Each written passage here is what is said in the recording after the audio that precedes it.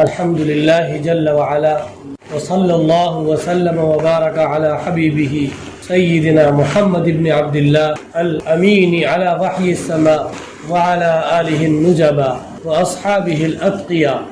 أما بعد، فأعوذ بالله من الشيطان الرجيم. بسم الله الرحمن الرحيم. أفحسبتم أنما خلقناكم عبثا وأنكم إلينا لا ترجعون. وقال الله عز وجل في موضع آخر: وما خلقت الجن والإنس إلا ليعبدون. صدق اللہ العظیم. قابل قدر بزرگوں، محترم بھائیوں، عزیز دوستوں، اللہ عز و جل نے ہمیں انسان بنایا. یہ اللہ تعالیٰ کا بہت بڑا احسان ہے، انعام ہے. اگر اللہ تعالیٰ چاہتا تو ہمیں کسی اور مخلوق میں پیدا کر سکتا تھا، لیکن اللہ تعالیٰ نے ہمیں اشرف المخلوقات میں، انسانوں میں پیدا فرمایا اور ایمان کی دولت سے سرفراز فرمایا. یہ اللہ تعالیٰ کا بہت بڑا انعام اور احسان ہے، عظیم الشان ان کا فضل و کرم ہے کہ اللہ تعالیٰ نے ہمیں ایمان کی دولت سے بہرور فرمایا، مشرف فرمایا، اور مزید یہ کرم فرمایا کہ ہمیں اعمال صالحہ کی بھی توفیق دی، اپنے گھر میں آنے کی توفیق دی، ایمان کے تقاضوں کو پورا کرنے کی توفیق دی، ورنہ ہمارا کوئی کمال نہیں کہ ہم کچھ کر سکیں. اللہ تعالیٰ نے قرآن پاک میں ارشاد فرمایا: افحسبتم انما خلقناکم عبثا، کیا تم نے یہ سمجھ لیا ہے کہ ہم نے تمہیں یوں ہی بیکار فضول پیدا کر دیا ہے؟ وانکم الینا لا ترجعون، اور تم ہمارے پاس واپس نہیں آؤ گے؟ کیا تم یہ سمجھ بیٹھے ہو؟ اس میں ماننے والوں کے لیے انعام ہے، خوشخبری ہے کہ جب تم میرے پاس آؤ گے تو میں تمہیں نوازوں گا. تم دیکھو گے کہ میں اپنے بندوں کی قدر کیسے کرتا ہوں. تم اپنی آنکھوں سے نظارہ کرو گے کہ میں اپنے ایمان والے بندوں کا اور ان کے اعمال کا کتنا قدردان ہوں. اور نہ ماننے والوں کے لیے اس میں تہدید ہے، دھمکی ہے. کیا تم یہ سمجھ بیٹھے ہو کہ پلٹ کر ہمارے پاس نہیں آؤ گے؟ یعنی آؤ گے، اور اگر تم نہیں مانو گے تو پھر دیکھو گے کہ ہم تمہارے ساتھ کیا کرتے ہیں. اس میں دھمکی بھی ہے اور ماننے والوں کے لیے خوشخبری بھی ہے. اور پھر دوسرے موقع پر سورہ ذاریات میں ارشاد فرمایا: وما خلقت الجن والانس الا ليعبدون، ہم نے جنات اور انسان کو صرف اس لیے پیدا کیا ہے کہ وہ ہماری بندگی کریں، صرف اس لیے پیدا کیا ہے کہ وہ میری بندگی کریں. اللہ تعالیٰ نے یہ ارشاد فرمایا. اور ایک دوسری صورت میں اللہ تعالیٰ نے یہ ارشاد فرمایا: ان اللہ اشترى من المؤمنین انفسهم واموالهم بان لهم الجنہ، کہ اللہ تعالیٰ نے ایمان والوں کی جان بھی اور ایمان والوں کے مال کو بھی خرید لیا ہے اور قیمت مقرر فرما دی ہے جنت. میرے بزرگوں، تو جس چیز کو خریدا ہے، یعنی ایمان والوں کی جان کو اور ایمان والوں کے مال کو، وہ کوئی معمولی چیز نہیں ہے. یعنی ایک ایمان والا، اس کی جان، اور ایک ایمان والے کا ایمان، یہ کوئی معمولی چیز نہیں ہے. اگر کوئی اس کو خریدے گا تو خریدنے والا اللہ ہونا چاہیے اور اس کی قیمت جنت ہونی چاہیے، تب ایمان والا بک سکتا ہے اور تب اس کی جان فروخت ہو سکتی ہے. اس سے کم پر ایمان والے کا سودا نہیں ہو سکتا، اور یہ سودا پہلے ہی ہو چکا ہے. غور کریں کہ جب اللہ تعالیٰ نے ہمیں خرید لیا، ہمارا مال خرید لیا، تو پھر ہمیں کچھ بھی کرنے کی اجازت نہیں ہونی چاہیے. اگر اللہ تعالیٰ یہ حکم دیتے کہ میں نے تمہیں خرید لیا ہے، تم میرے غلام ہو، جو میں کہوں گا بس وہی کرو گے، یا سجدے میں پڑے دکھائی دو گے، یا ذکر اور تلاوت کرو گے، یا نماز پڑھو گے، کوئی دنیا کا کام دھندا کاروبار نہیں کر سکتے، کیونکہ تم میرے غلام ہو، میں تمہیں خرید چکا ہوں. اور اگر اللہ ہمارے مال کے بارے میں یہ حکم فرماتے کہ مال کو صرف میرے راستے میں خرچ کرو گے، مسجد میں خرچ کرو گے، دین کے تقاضوں پر لگاؤ گے، جہاد میں خرچ کرو گے، اہل اللہ کی خدمت میں خرچ کرو گے، حج میں خرچ کرو گے، دنیا کے کسی کام میں اپنی ذات پر بھی خرچ نہیں کر سکتے، تو اللہ اگر یہ حکم دے دیتے ہماری جان کے بارے میں اور ہمارے مال کے بارے میں تو بے جا حکم نہیں ہوتا. لیکن قربان جائے ایسے خریدار پر، جان خرید کر ہمیں لوٹا دی، مال بھی خرید کر ہمیں لوٹا دیا، اور ہمیں اجازت دے دی کہ میرے بندو، یہ جان جیسے چاہو استعمال کرو، یہ مال جیسے چاہو برتو، لیکن فلاں فلاں کام کرتے رہنا، میرے یہ احکام ہیں ان کو پورا کرتے رہنا، اور یہ منہیات ہیں، یہ نواہی ہے، ان سے رکتے رہنا، حرام سے بچنا اور حلال کے تقاضوں میں لگ جانا، ایمان کے تقاضوں پر چلنا، ایمان کی کلمے کی سربلندی کے لیے آگے بڑھنا، اس میں اپنی جان بھی لگانا، اپنا مال بھی لگانا، اور جن چیزوں سے میں نے منع کیا ہے خبردار جو ان کے قریب بھی گئے ان کاموں سے دور رہنا، بچتے رہنا. تھوڑی سی پابندی اللہ تعالیٰ نے لگا دی اور راستہ بتا دیا اور مال خرید کر ہمیں لوٹا دیا، جان خرید کر بھی ہمیں واپس کر دیا۔ جب اللہ تعالیٰ نے ہمیں جان بھی لوٹا دی، مال بھی لوٹا دیا، تو ہم اس میں ایسے لگے، ایسے مگن ہو گئے، ایسے غافل ہو کر اس میں منہمک ہو گئے کہ اس مقصد کو بھول گئے جس کے لیے اللہ نے ہمیں دنیا میں بھیجا تھا، اس مقصد کو ہی فراموش کر بیٹھے۔ تو کیا ہے مقصد؟ سورہ ذاریات میں اللہ نے فرمایا کہ میں نے جنات اور انسان کو صرف اپنی بندگی کے لیے پیدا کیا ہے، یہ ہے مقصد۔ تو اللہ تعالیٰ اپنے بندوں کو خوب جانتا ہے، رگ رگ سے واقف ہے، کمزوریوں سے واقف ہے۔ اللہ کو معلوم تھا کہ جب میں نے ان کی جان انہیں لوٹا دی، جب انہیں مال بھی لوٹا دیا، تو یہ اس میں ایسے لگ جائیں گے، غفلت کی پرت ان کے دلوں پر جم جایا کرے گی۔ تو اللہ تعالیٰ نے اس غفلت کی پرت کو صاف کرنے کے لیے، ہمارے دلوں سے زنگ کو دھونے کے لیے، دلوں کو صاف شفاف، روشن اور منور بنانے کے لیے، اس کی اوور ہالنگ کے لیے، اس کی سروس کے لیے ہمیں ایک بابرکت مبارک مہینہ عطا فرما دیا، رمضان المبارک۔ کہ میرے بندو، تم اپنی جان اور مال میں، کاروبار اور دھندوں میں، تقاضوں اور جھمیلوں میں ایسے پھنس گئے، ایسے لگ گئے کہ اپنے مقصد تخلیق کو بھول چکے ہو۔ آ جاؤ، ایک مہینہ اپنے مقصد زندگی کی طرف آ جاؤ، اپنے خالق و مالک کو پہچان لو۔ فرمایا یا ایھا الذین آمنوا، اے ایمان والو، کتب علیکم الصیام، تم پر روزے فرض کیے گئے، کما کتب علی الذین من قبلکم لعلکم تتقون، جیسے کہ تم سے پہلی امتوں پر بھی فرض کیے گئے تھے۔ کس لیے فرض کیے گئے؟ لعلکم تتقون، تاکہ تمہیں پرہیزگاری کی عادت پڑ جائے، تاکہ تم پرہیزگار بن جاؤ۔ پرہیز کس چیز سے کرنا ہے؟ ہر اس بات سے جو اللہ کو ناراض کرنے والی ہے، ہر اس بات سے جو ہمیں اللہ سے دور کرنے والی ہے، ہر ایسی چیز سے پرہیز کرنا ہے۔ میرے بزرگوں، کیا ہے رمضان؟ رمضان ہے گناہگار انسانوں کو دھو کر معصوم فرشتہ بنانے کا ایک سسٹم۔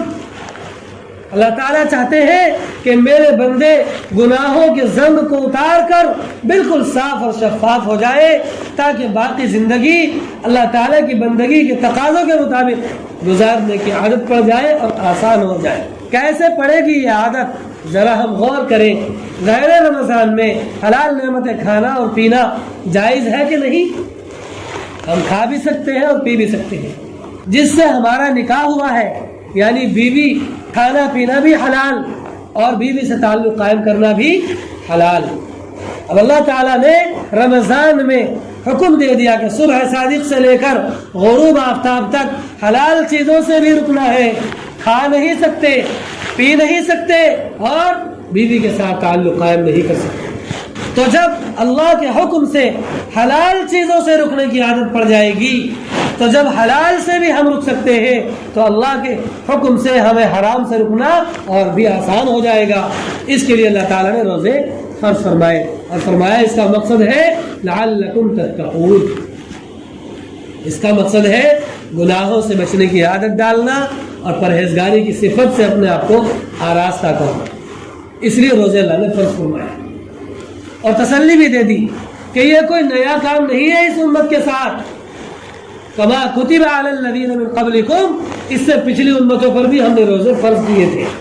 اللہ کے رسول صلی اللہ علیہ وسلم نے ارشاد فرمایا کہ 5 خاص نعمتیں میری امت کو ایسی عطا کی گئی جو اس سے پچھلی امتوں کو نہیں دی گئی تھی۔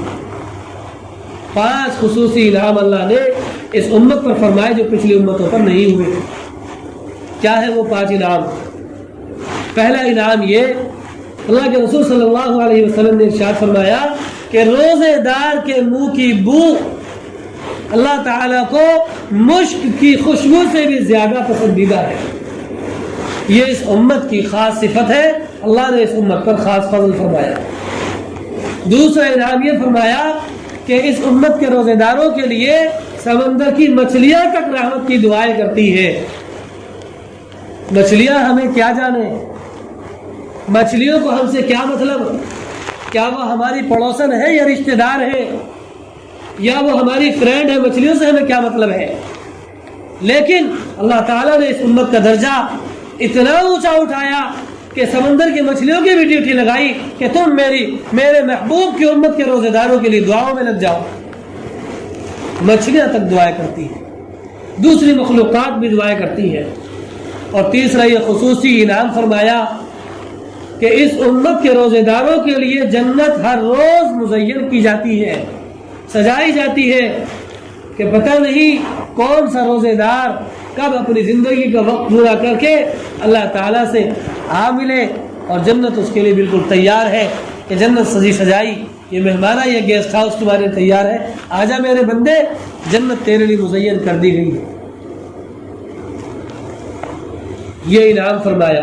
اور چوتھا انعام یہ فرمایا کہ تاکہ محمد الرسول اللہ صلی اللہ علیہ وسلم کی امت کے مومن ایمان والے بندے کھل کر نیک اعمال کر سکے، شیاطین کے اثرات سے محفوظ رہے، سرکش شیاطین کو قید کر دیا جاتا ہے۔ وہ اتنا کھل کر رمضان میں مسلمانوں کو نہیں بہکا سکتے، ورغلا نہیں سکتے، جتنا رمضان کے باہر بہکا سکتے ہیں۔ ان کو مقید کر کے سمندروں میں پھینک دیا جاتا ہے کہ یہاں پڑے رہو، بہت بہکا لیا تم نے، اب رحمت کا مہینہ آ گیا ہے، ان کو اللہ کے قریب ہو جانے دو، بہت تم نے ان کو بہکا لیا۔ اور پانچواں انعام یہ فرمایا کہ رمضان کی آخر رات میں اس امت کے روزے داروں کی مغفرت کر دی جاتی ہے، اس امت کے روزے داروں کی مغفرت کر دی جاتی ہے، یعنی ہمارا اور آپ کا ہی ذکر ہے، انشاءاللہ ہماری مغفرت کر دی جائے گی۔ ہمیں اللہ سے یہ حسن ظن رکھنا چاہیے۔ حدیث میں ہے، حدیث قدسی میں اللہ تعالیٰ نے ارشاد فرمایا، جس کی پیغمبر صادق نے ہمیں خبر دی کہ اللہ تعالیٰ نے ارشاد فرمایا کہ میں اپنے بندے کے ساتھ ویسا معاملہ کرتا ہوں جیسا وہ میرے ساتھ گمان رکھتا ہے۔ تو ہمیں کیا گمان رکھنا چاہیے کہ اللہ تعالیٰ نے روزوں کی توفیق بلا وجہ نہیں دی، نوازنا مقصود ہے۔ اللہ تعالیٰ نے تراویح کی توفیق بلا وجہ نہیں دی۔ سورہ اقرا بسمی جو ایک سورت ہے 30ویں پارے میں، میں اس آیت کو تلاوت نہیں کروں گا، اگر آیت کو تلاوت کیا تو سجدہ واجب ہو جائے گا، سجدے کی آیت ہے وہ۔ اللہ تعالیٰ نے سورہ اقرا کی آخری آیت میں ارشاد فرمایا، میرے بندے سجدہ کر اور میرے قریب ہو جا، یعنی ہر سجدہ ہمیں اللہ سے قریب کرنے کے لیے ایک درجہ ہے۔ جب بندہ اللہ کے آگے سجدہ کرتا ہے تو ایک درجہ اللہ کے قریب ہو جاتا ہے، جو کہ پہلے دور تھا۔ تو ذرا غور کریں کہ اللہ تعالیٰ نے 11 مہینوں سے 20 رکعت تراویح کی مزید رمضان میں ہمیں توفیق و رحمت فرمائی۔ 20 رکعت تراویح پڑھتے ہیں تو کتنے سجدے کرتے ہیں؟ روزانہ 40 سجدے کرتے ہیں۔ تو الحمدللہ اللہ کے قرب کے 40 درجے ہمیں روز حاصل ہوتے ہیں۔ کیوں؟ کیونکہ ہر سجدہ اللہ کے قرب کی منزل کا ایک اعلیٰ درجہ ہے۔ اللہ نے فرمایا، میرے بندے سجدہ کر اور ادھر ہو جا، میرے قریب ہو جا۔ تو جب بھی ہم سجدہ کرتے ہیں اللہ کے قریب ہو جاتے ہیں، الحمدللہ۔ ہم اور آپ ایک واقعہ سنتے رہتے ہیں، طائف کا مشہور واقعہ۔ وہ واقعہ نہیں سنا ہے مجھے، لیکن اس کے ایک اہم پہلو کی طرف، ایک نقطے کی طرف اشارہ کرنا ہے۔ ایک سخت گھڑی گزری رسول اللہ صلی اللہ علیہ وسلم پر امتحان کی، جس کو ہم جنگ احد کے نام سے جانتے ہیں۔ جنگ احد، جس میں 50 صحابہ کا دستہ رسول اللہ نے مقرر کر کے احد پہاڑ پر ٹھہرنے کے لیے حکم دیا تھا کہ تمہیں یہاں رہنا ہے۔ آزمائش یہ ہو گئی کہ کفار شکست کھا کر جب مکے کی طرف بھاگ کھڑے ہوئے تو صحابہ، جو 50 صحابہ کا دستہ ادھر مقرر تھا وہ پہاڑ پر، ان میں سے بعض صحابہ نے یہ سمجھا کہ رسول اللہ نے ہمیں یہاں اس لیے بٹھایا تھا کہ جب تک جنگ جاری رہے تمہاری ڈیوٹی تب تک ہے۔ تو جنہوں نے یہ سمجھا وہ وہاں سے اتر آئے اور مال غنیمت سمیٹنے لگے، کیونکہ مال غنیمت سمیٹنا بھی یہ مسلمانوں کا فریضہ تھا کہ جب جنگ ختم ہو گئی تو مال غنیمت سمیٹ کے رسول اللہ کے حوالے کرنا ہے۔ اسلامی طریقے کے مطابق رسول اللہ مجاہدین میں اس کی تقسیم فرمائیں گے اور کچھ حصہ بیت المال کو اس کا جاتا ہے، جو ایک شریعت میں اس کا ایک طریقہ مقرر ہے، احکام ہے، مستقل اس کے احکام ہیں۔ ادھر ابو سفیان نے دیکھا کہ وہ مورچہ خالی ہو چکا ہے اور وہ بھاگے ہوئے کفار پلٹ آئے، تو جیتی جتائی جنگ میں مسلمانوں کو کافی نقصان ہوا، اور ہم اسے نقصان نہیں کہہ سکتے کیونکہ مومن کی زندگی اور اس کی شہادت دونوں ہی خیر ہے۔ مومن جیتا ہے تو اللہ کے لیے جیتا ہے، ایمان کی سربلندی کے لیے جیتا ہے، اور وہ مرتا ہے تو ایمان کی آبرو اور سربلندی کے لیے ہی مرتا ہے۔ اور اللہ تعالیٰ نے شہداء کے بارے میں فرمایا وَلَا تَقُولُوا لِمَن يُقْتَلُ فِي سَبِيلِ اللَّهِ أَمْوَاتٌ، جو اللہ کے دین کی سربلندی کے لیے اپنی جان نچھاور کرتے ہیں، قربان کرتے ہیں، خبردار جو ان کو مردہ کہا، بل احیاء عند ربهم يرزقون، وہ تو زندہ ہے، ان کو ان کے رب کے پاس روزی دی جاتی ہے، رزق کریم عطا کیا جاتا ہے، اس میں کوئی شک شبہ نہیں۔ یہ تنگ گھڑی آئی تھی جنگ احد کے موقع پر۔ حضرت عائشہ، ہم سب کی امی جان حضرت عائشہ رضی اللہ عنہ نے رسول اللہ صلی اللہ علیہ وسلم سے ایک موقع پر پوچھا کہ اے میرے سرتاج، میرے محبوب، یہ بتائے کہ کیا جنگ احد سے بھی سخت امتحان کی گھڑی کوئی آپ پر گزری ہے؟ تو آپ نے فرمایا کہ ہاں گزری ہے، اور وہ ہے طائف کی گھڑی۔ طائف کا جو واقعہ پیش آیا، رسول اللہ نے فرمایا وہ جنگ احد سے بھی بڑھ کر تھا صلی اللہ علیہ وسلم۔ آپ صلی اللہ علیہ وسلم نے 120 کلومیٹر کا سفر پیدل طے کیا۔ مکے سے مشرق میں 130 کلومیٹر کی دوری پر طائف آباد ہے، جو سطح سمندر سے 1000 فٹ کی اونچائی پر ہے، پہاڑی علاقہ ہے، کہہ لیجئے ہمارے ہندوستان کا جیسے کشمیر، نینی تال اور ہماچل، اس طرح جزیرۃ العرب میں طائف حیثیت رکھتا ہے۔ رسول اللہ صلی اللہ علیہ وسلم نے مستقل 10 دن وہاں محنت کی۔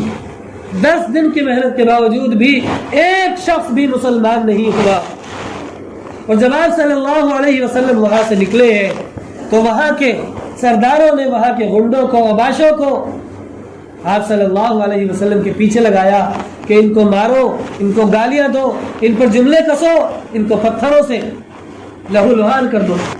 حضرت زید بن حارثہ اس سفر میں ساتھ تھے۔ حضرت زید بن حارثہ جب رسول اللہ کی طرف پتھر آتا تو ادھر ڈھال بن جاتے، سینہ سپر ہو جاتا۔ آپ صلی اللہ علیہ وسلم لہو لہان ہو گئے۔ ذرا غور کریں، کتنا خون بہ گیا ہوگا کہ آپ کی جوتیوں میں خون جم گیا۔ کیا ہم تصور کر سکتے ہیں ایسی قربانی دینے کا؟ ایک مومن کو کلمہ اور ایمان کے لیے بڑی سے بڑی قربانی کے لیے تیار رہنا چاہیے۔ رسول اللہ صلی اللہ علیہ وسلم کی ہمیں یہی تعلیم۔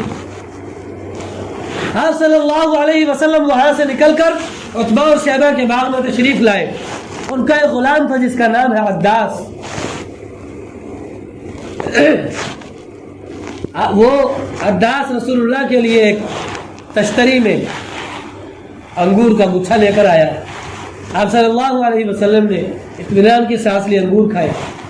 عداس نے پوچھا آپ کا نام کیا ہے؟ آپ صلی اللہ علیہ وسلم نے فرمایا میرا نام محمد ہے۔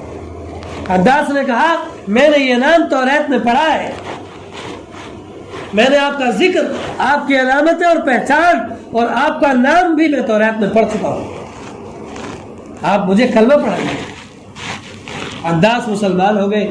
یہ طائف کے سفر کی سب سے بڑی کامیابی تھی کہ ایک شخص مسلمان ہوا، عداس۔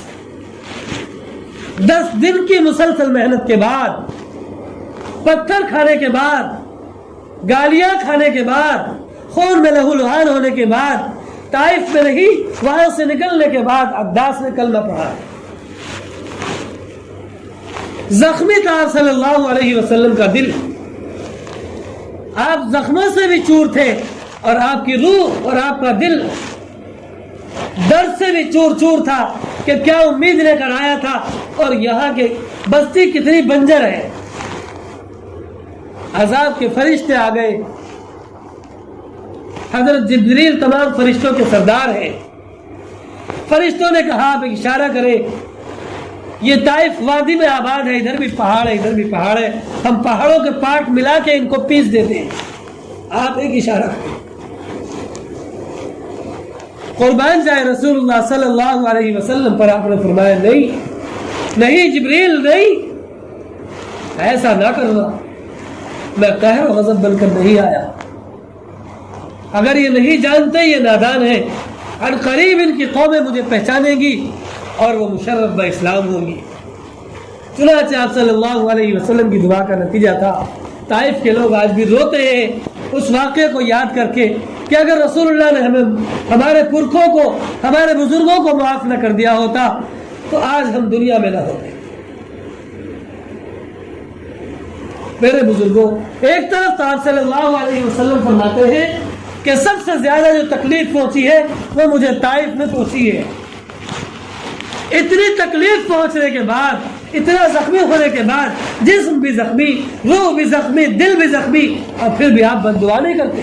لیکن بد دعا بھی کی ہے، آپ نے بد دعا بھی کی ہے۔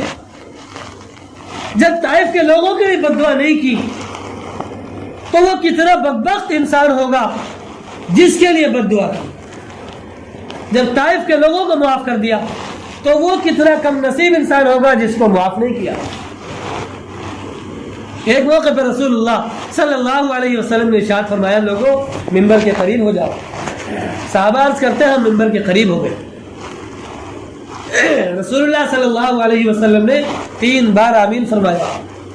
صحابہ نے نماز سے فارغ ہونے کے بعد پوچھا، اللہ کے رسول آپ کی عادت شریفہ نہیں ہے اس طرح ممبر پر جاتے ہوئے آمین کہنے کی، یہ آج آمین کیوں فرمایا آپ نے؟ آپ نے فرمایا جب میں نے پہلی سیڑھی پر قدم رکھا تو جبریل نے بد دعا کی تباہ و برباد ہو جائے جس کی زندگی میں رمضان آ گیا اور اس کی مغفرت نہ ہوئی۔ حضور نے فرمایا آمین۔ یہ تو طائف والوں سے بھی گیا گزرا ہے، طائف والوں کو معاف کر دیا، بد دعا نہیں کی، لیکن اس کے لیے بد دعا کر دی جس نے رمضان پایا اور اس کی مغفرت نہیں ہوئی۔ اور جب دوسری سیڑھی پر قدم رکھا رسول اللہ صلی اللہ علیہ وسلم نے فرمایا تو جبریل نے یہ بد دعا فرمائی کہ جس کے سامنے آپ کا نام نامی لیا جائے، محمد رسول اللہ کا ذکر کیا جائے صلی اللہ علیہ وسلم، اور وہاں پر درود نہ بھیجے تو وہ شخص بھی تباہ و برباد ہو جائے، ہلاک ہو جائے۔ تو آپ نے فرمایا آمین۔ اور تیسری بد دعا جبریل نے اس شخص کے لیے کی کہ جس نے اپنے ماں باپ کو بزرگی کے عالم میں پایا یا دونوں میں سے کسی ایک کو پایا اور ان کی خدمت کر کے اللہ کو راضی نہ کر لیا تو وہ شخص بھی ہلاک ہو جائے۔ تو اللہ کے رسول نے فرمایا آمین۔ تو میرے قابل قدر بزرگوں، ذرا غور کرے، طائف میں رسول اللہ کو اتنی تکلیف پہنچی کہ اس کو آپ نے احد سے بھی زیادہ سنگین فرمایا کہ احد میں مجھے اتنا نہیں ستایا گیا جتنا طائف میں ستایا گیا۔ آپ کو ستایا گیا، فرشتے حاضر ہوئے، آپ سے درخواست کی آپ ایک اشارہ کریں ہم ان کو پیس دیتے ہیں، لیکن بد دعا نہیں فرمائی، لیکن رمضان کی ناقدری کرنے والے کے لیے بد دعا کر دی۔ رسول اللہ پر درود نہ پڑھنے والے کے لیے جب آپ کا ذکر ہو بد دعا فرما دی، اور جس نے ماں باپ کی ناقدری کی اس کے لیے آپ نے بد دعا پر آمین کہہ دیا۔ تو میرے بزرگوں بتائیں ان کی تباہی و بربادی میں کیا شک ہو سکتا ہے؟ ہمیں اپنے آپ کو اس تباہی و بربادی سے بچانے کی کوشش کرنی ہے۔ رسول اللہ صلی اللہ علیہ وسلم رمضان سے 2 مہینے پہلے دعا فرمایا کرتے تھے۔ جب رجب کا چاند دیکھتے تھے تو آپ کہتے تھے کہ اللہ پاک ابھی رمضان میں 2 مہینے باقی ہے، ہماری زندگی میں اتنی برکت ضرور دے کہ رمضان مل جائے ہمیں، یعنی اگر ہمیں ہماری موت کا وقت بھی قریب ہے تو اتنی مہلت دے دے کہ یہ رمضان تو ہمیں مل ہی جائے۔ اتنے پہلے سے فکر مند رہتے تھے صلی اللہ علیہ وسلم۔ ہمیں بھی یہ طے کرنا چاہیے کہ ہو سکتا ہے یہ رمضان ہماری زندگی کا آخری رمضان ہو سکتا ہے کہ یہ تراویح ہماری زندگی کی آخری تراویح ہو۔ ہم اس رمضان کو آخری رمضان سمجھ کر اس کی قدر کریں گے، اس کا حق ادا کرنے کی کوشش کریں گے۔ اپنے کاروبار کا وقت کم کریں، عبادات میں مشغولیت بڑھائیں، اپنے کاروبار کی طرف سے توجہ تھوڑی کم کریں اور قرآن کی تلاوت کے لیے وقت دیں۔ اللہ تعالیٰ کا تو وعدہ ہی ہے، مخبر صادق صلی اللہ علیہ وسلم نے خبر دے دی کہ رمضان میں مومن کا رزق بڑھا دیا جاتا ہے۔ جب اللہ کے رسول نے خبر دے دی اس میں کیا شک ہو سکتا ہے؟ ان باتوں پر عمل کرنے کی کوشش کریں، رسول اللہ صلی اللہ علیہ وسلم کے پیغام کی روح کو سمجھیں اور اس بد دعا سے بچیں اور رمضان کی قدر کریں۔ اور جو باتیں سنی ہیں انشاءاللہ ہم اپنے اہل و عیال کو بھی بتائیں گے اور ان کو بھی اس پر عمل کروانے کی کوشش کریں گے۔ اللہ مجھے بھی اور ہم سب کو عمل کی توفیق عطا فرمائے۔